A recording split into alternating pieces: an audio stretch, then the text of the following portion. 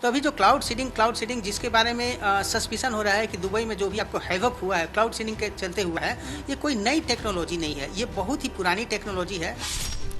Dubai ने official तौर पे आधिकारिक तौर पे कोई ऐलान नहीं किया आर्टिफिशियल सी या नहीं, अभी तक इसके बारे में कुछ भी ऐलान नहीं किया गया है।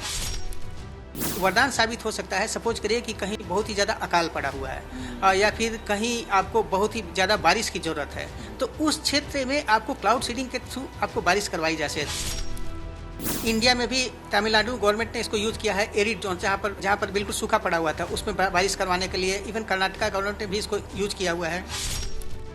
जब अमेरिका वियतनाम में था, जब वार चल रहा था, उस समय भी क्या किया था कि यूएस ने क्या किया था, क्लाउड सीडिंग के थ्रू जो वियतनाम की जो फोर्स आगे बढ़ रही थी उसका उन्होंने सप्लाई चेन काट दिया था। मतलब आर्टिफिशियल बारिश करवा दिया, जिसके चलते लैंडस्लाइड वगैरह का पोजीशन हो गया, उसके चलते इसका सप्लाई चेन कट गया और फिर वियतनाम फोर्स आपको हारना शुरू हो गया। और दुबई आप तो जानते हैं कि बिल्कुल मरुस्थल टाइप का है, तो वहाँ पर बारिश जो है बेसिकली आपको इसी के थ्रू करवाई जाती है, क्लाउड सीडिंग के थ्रू करवाई। ਪਿਛਲੇ ਦਿਨੀ ਦੁਬਈ ਦੇ ਵਿੱਚ ਬਹੁਤ ਵੱਡੇ ਪੱਧਰ ਤੇ ਬਾਰਿਸ਼ ਹੋਈ। ਬਾਰਿਸ਼ ਹੋਣ ਦੇ ਨਾਲ ਦੁਬਈ ਦੇ ਵਿੱਚ ਬੜੀ ਤਬਾਹੀ ਵਾਲੀਆਂ ਤਸਵੀਰਾਂ ਸਾਡੇ ਸਾਹਮਣੇ ਆਈਆਂ। ਲੇਕਿਨ ਇਸ ਬਹੁਤ ਜ਼ਿਆਦਾ ਬਾਰਿਸ਼ ਤੋਂ ਬਾਅਦ ਦੋ ਤਰ੍ਹਾਂ ਦੇ ਵਿਚਾਰ ਲਗਾਤਾਰ ਸਾਹਮਣੇ ਆਉਂਦੇ ਰਹੇ। ਇੱਕ ਕਿ ਜਿਹੜੀ ਇਹ ਕਲਾਊਡ ਸੀਡਿੰਗ ਕਰਾਈ ਗਈ ਆ ਦੁਬਈ ਵੱਲੋਂ, ਆਰਟੀਫਿਸ਼ੀਅਲ ਬਾਰਿਸ਼ ਕਰਵਾਈ ਗਈ ਆ, ਉਹਦਾ ਇੱਕ ਸਾਈਡ ਇਫੈਕਟ ਸੀਗਾ, ਤੇ ਦੂਸਰਾ ਨੈਚੁਰਲ ਰੇਨ ਜਿਹੜੀ ਹੈਗੀ ਆ, ਨੈਚੁਰਲ ਬਾਰਿਸ਼ ਵੀ ਕਿਹਾ ਜਾ ਰਿਹਾ ਸੀ। ਦੋਨਾਂ ਵਿੱਚੋਂ ਕੀ ਸਹੀ ਹੋ ਸਕਦਾ ਹੈ, ਇਸ ਬਾਰੇ ਗੱਲਬਾਤ ਕਰਾਂਗੇ। ਨਾਲ ਨਾਲ ਜਿਹੜੀ ਕਲਾਊਡ ਸੀਡਿੰਗ ਹੈਗੀ ਆ ਉਹ ਕਿਸ ਤਰੀਕੇ ਨਾਲ ਹੁੰਦੀ ਹੈ, ਕਿੱਥੇ ਕਿੱਥੇ ਕਰਵਾਈ ਜਾਂਦੀ ਹੈ, ਕਿਵੇਂ ਕਰਾਈ ਜਾਂਦੀ ਹੈ, ਇਹਦੇ ਬਾਰੇ ਵੀ ਗੱਲਬਾਤ ਕਰਾਂਗੇ। ਸਾਡੇ ਨਾਲ ਇੱਥੇ AK ਸਿੰਘ ਜੀ ਹੈਗੇ ਨੇ, डायरेक्टर ने मौसम विभाग के, चंडीगढ़ के विच असीं मौजूद हाँ। डायरेक्टर साहब, एक क्लाउड सीडिंग पहला दस दो, हुंदी की है की चीज़ है? देखिए, क्लाउड सीडिंग आप इसको ये बोल सकते हैं, सिंपल लैंग्वेज में बोल सकते हैं, आर्टिफिशियल रेन। और ये कोई पुरानी टेक्नोलॉजी नहीं, नई टेक्नोलॉजी नहीं है, ये बहुत ही पुरानी टेक्नोलॉजी है और हमारे सिविलाइजेशन में आपको पहले से एग्जिस्ट करती है। तो अभी जो क्लाउड सीडिंग जिसके बारे में सस्पिशन हो रहा है कि दुबई में जो भी आपको हैवक हुआ है क्लाउड सीडिंग के चलते हुआ है, ये कोई नई टेक्नोलॉजी नहीं है, ये बहुत ही पुरानी टेक्नोलॉजी है। और ये एक्चुअली इफेक्ट में आना शुरू हुई है 1950s के आसपास से। इसमें क्या किया जाता है कि इसमें एक्चुअली आप आर्टिफिशियल रेन करवाते हैं। होता क्या है कि वैसे एरिया में एक्चुअली ये वरदान साबित हो सकता है। सपोज करिए कि कहीं बहुत ही ज़्यादा अकाल पड़ा हुआ है या फिर कहीं आपको बहुत ही ज़्यादा बारिश की ज़रूरत है, तो उस क्षेत्र में आपको क्लाउड सीडिंग के थ्रू आपको बारिश करवाई जा सकती है। इसमें क्या किया जाता है कि आर्टिफिशियली आपको एटमॉस्फेयर में लेकिन उसके लिए प्री कंडीशन में एटमॉस्फेयर में आपको कुछ ना कुछ क्लाउड होने चाहिए, मतलब कि वेपर होने चाहिए। आर्टिफिशियली आपको जो क्लाउड्स पर है आपको सिल्वर नाइट्रेट, पोटेशियम नाइट्रेट या फिर ड्राई कार्बन डाइऑक्साइड उस पर जाके स्प्रे कर दिया जाता है। जब ये तीनों में से कोई मटेरियल उस पर स्प्रे कर दिया जाता है, तो जो वेपर पार्टिकल्स है वो कंडेंस हो जाते हैं और उसके चलते वहाँ पर आपको बारिश हो जाती है। तो इसके लिए आपको इस टेक्नोलॉजी को बहुत बार आपको यूज भी किया जा चुका है और आपको इसको हर एक तरीके से यूज किया जा चुका है। इंडिया में भी तमिलनाडु गवर्नमेंट ने इसको यूज किया है। एरिड जोन जहाँ पर ये आए हुए थे, जहाँ पर बिल्कुल सूखा पड़ा हुआ था, उसमें बारिश करवाने के लिए। इवन कर्नाटका गवर्नमेंट ने भी इसको यूज किया हुआ है।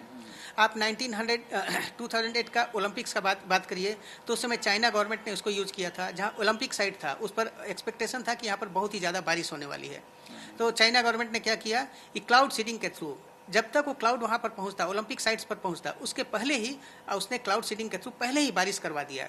तो इससे ओलंपिक साइट पर जो क्लाउड पहुँचे वो उस क्लाउड में उतना जान नहीं रह गया। थोड़ी मोड़ी बारिश हुई, लेकिन उसके चलते हैवक जो हुआ था वो बिल्कुल नहीं हुआ। इसके पहले और भी केस हो चुका है, जैसे 1967 में आप वियतनाम वार यूज किए।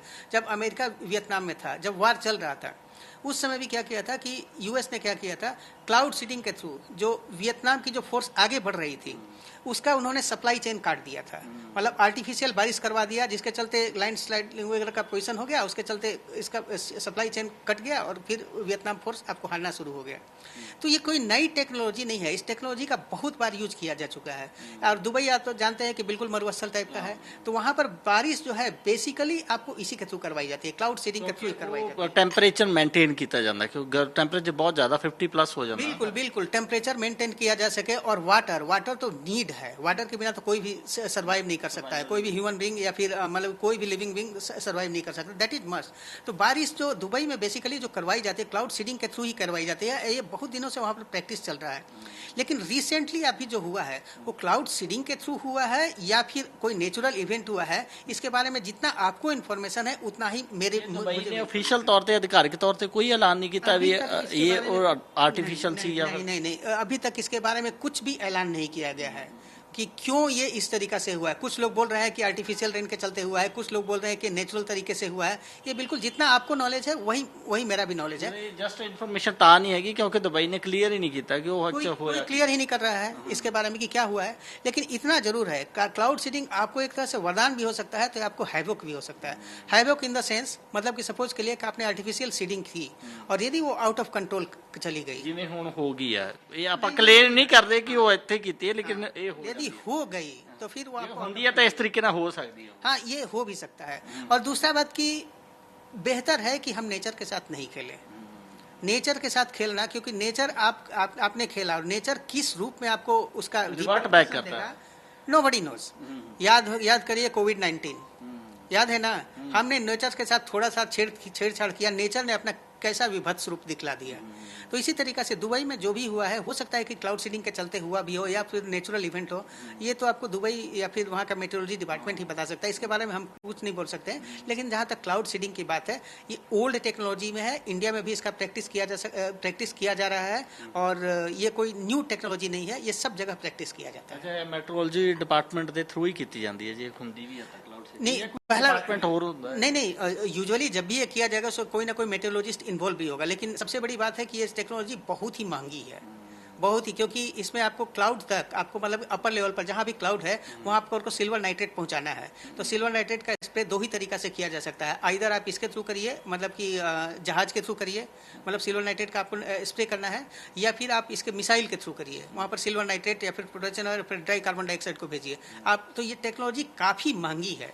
और साथ साथ इसमें आपको सिर्फ इसी क्लाउड सीडिंग ही आपको नहीं करवाना है, आपको वेदर का भी, आसपास के वेदर का पूरा नॉलेज होना चाहिए कि आपको बारिश जो आपको क्लाउड जो है किस डायरेक्शन में बढ़ रहे हैं, हवा का डायरेक्शन का, ये सब आपको प्रायर नॉलेज होना चाहिए। तो उसमें मेट्रोलॉजी तो इन्वॉल्व रहेगा और इसमें आपको गवर्नमेंट भी इन्वॉल्व रहेगा, क्योंकि आपको जब भी एविएशन, आपको मिसाइल फेंकने होंगे या फिर ये जहाज जब जाएंगे तो उसमें इन्वॉल्वमेंट तो रहेगा ही। तो काफ़ी महंगी टेक्नोलॉजी है ये, इसलिए सबके बस की बात नहीं है ये। अच्छा, एक होर चीज़ दस दो भी, ਇਹਦਾ ਪਤਾ ਲੱਗ ਜਾਂਦਾ ਕਿ ਉੱਪਰ ਕਿੰਨਾ ਕੁ ਪਾਣੀ ਹੈ, ਕਲਾਊਡਸ ਦੇ ਵਿੱਚ ਪਾਣੀ ਕਿੰਨਾ ਕੁ ਹੈਗਾ ਕੁਝ, ਕਿਉਂਕਿ ਅਗਰ ਇਸ ਤਰੀਕੇ ਦਾ ਰਿਐਕਸ਼ਨ ਹੁੰਦਾ ਤਾਂ ਉਹਦੇ ਨਾਲ ਜ਼ਾਹਿਰ ਤੌਰ ਤੇ ਨੁਕਸਾਨ ਵੀ ਹੋ ਜਾਂਦਾ, ਤਾਂ ਪਹਿਲਾਂ ਪਤਾ ਲਗਾਇਆ ਜਾ ਸਕਦਾ ਕਿ ਉੱਪਰ ਪਾਣੀ ਕਿੰਨਾ ਕੁ ਹੈਗਾ, ਫੇਰ ਹੀ ਛੱਡਿਆ ਜਾਵੇ? बिल्कुल बिल्कुल, ये मेट्रोलॉजी का एक पार्ट है।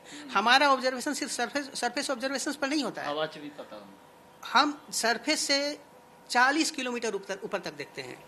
हाँ, हमारे यहाँ भी, इंडिया में भी जीपीएस इंस्ट्रूमेंट्स लगे हुए हैं, जिसके कि एसेंट जो है अभी जो ये है शायद 56 जगहों पर है।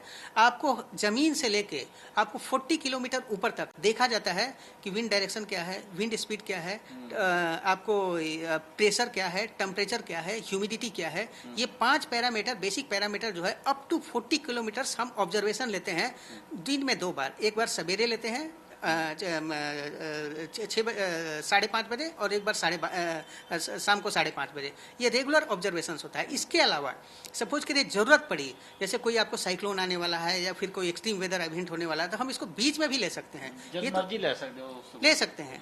लेकिन ये भी काफ़ी कॉस्टली है, एक ऑब्जर्वेशन में इसमें कम से कम 20,000 रुपये खर्च होते हैं एक ऑब्जर्वेशन में।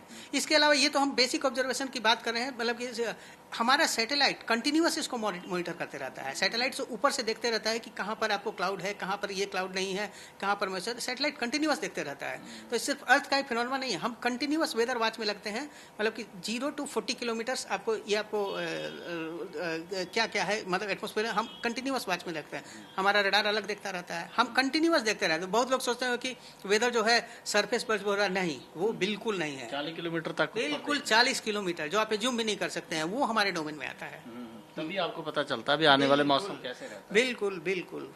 धन्यवाद सर, बहुत इन्फॉर्मेशन अच्छी दी आपने। धन्यवाद। ਦੇਖੋ ਇਹ ਬਿਲਕੁਲ ਕਲੇਮ ਨਹੀਂ ਕਰ ਰਹੇ ਕਿ ਦੁਬਈ ਦੇ ਵਿੱਚ ਜਿਹੜੀ ਇਹ ਰੇਨ ਹੋਈ ਹੈ ਇਹ ਆਰਟੀਫੀਸ਼ੀਅਲ ਰੇਨ ਹੈ, ਕਲਾਊਡ ਸੀਡਿੰਗ ਹੈ, ਲੇਕਿਨ ਇਹਦੇ ਉੱਤੇ ਹਾਲੇ ਤੱਕ ਦੁਬਈ ਨੇ ਵੀ ਕਲੀਅਰ ਨਹੀਂ ਕੀਤਾ। ਲੇਕਿਨ ਇਹ ਹੁੰਦੀ ਕਿਵੇਂ ਆ ਇਹਦੇ ਬਾਰੇ ਅਸੀਂ ਤੁਹਾਨੂੰ ਸਾਰੀ ਜਾਣਕਾਰੀ ਜ਼ਰੂਰ ਦਿੱਤੀ ਹੈ। ਕੈਮਰਾਮੈਨ ਤੁਲਸੀ ਮਹਿਰਾ ਦੇ ਨਾਲ ਰਵਿੰਦਰ ਮੀਤ, PTC ਨਿਊਜ਼, ਚੰਡੀਗੜ੍ਹ।